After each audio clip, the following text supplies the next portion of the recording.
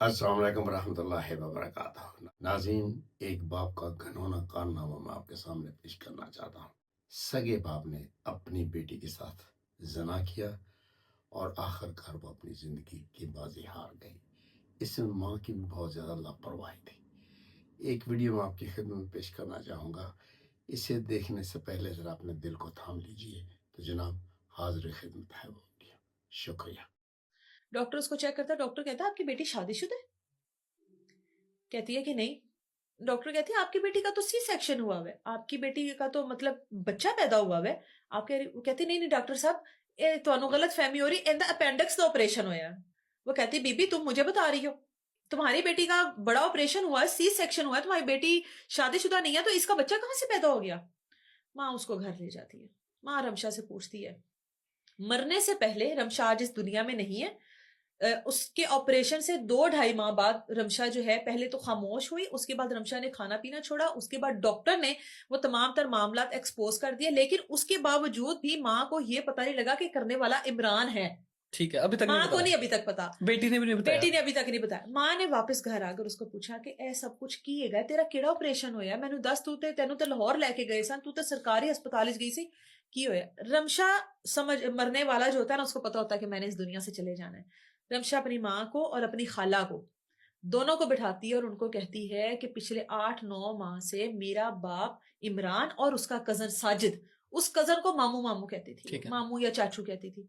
कहती है घर में आते थे, मुझे मारते थे, मुझे टीका लगाते थे, मुझे गोलियां देते थे और मेरे साथ ज्यादती करते थे।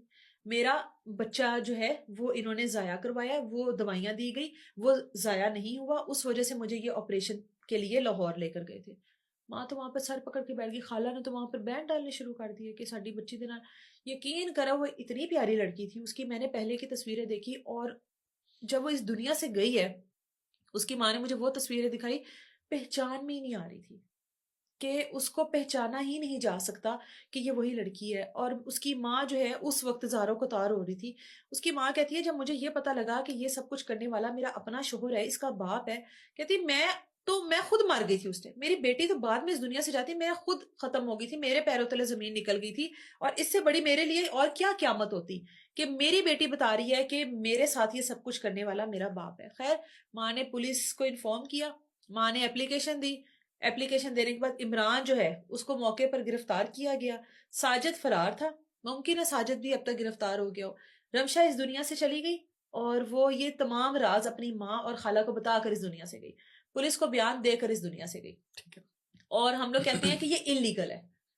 कोई भी इस तरह का अमल जो है वो इलीगल है, लेकिन आप देखें कि एक इलीगल प्रोसेस को किस तरह से उन्होंने लीगल बनाकर कि ये शादीशुदा है, इसका बच्चा जो है इसके पेट में एक्सपायर हो गया है, उसका जहर फैल रहा है, और उसको लीगल बनाकर उन्होंने किस तरह से उसको खत्म करवाया। ठीक है। तो जो लोग गुनाह करते हैं ना, वो गुनाह को छुपाने की भी हर मुमकिन तैयारी करते हैं, लेकिन हम लोग ये गुनाह करते हुए भूल जाते हैं कि एक जात ऊपर बैठी है जो बेहतर इंसाफ करने वाला है।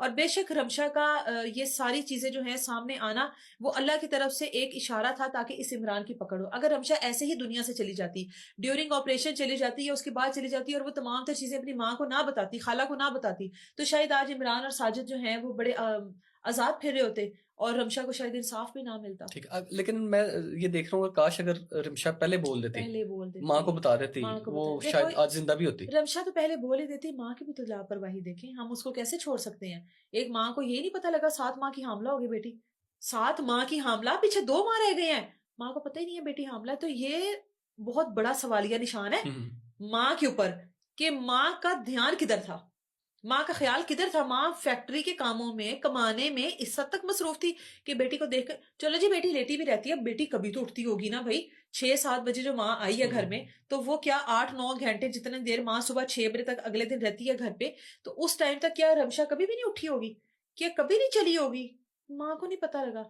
लेटी हुई, अगर लेटी भी रहती थी ना उसमें भी पता लग जाना था, लेकिन माँ का टोटली ध्यान जो है वो रमशा की तरफ नहीं था, जिसकी वजह से ना रमशा ने माँ को बताया ना माँ ने समझा।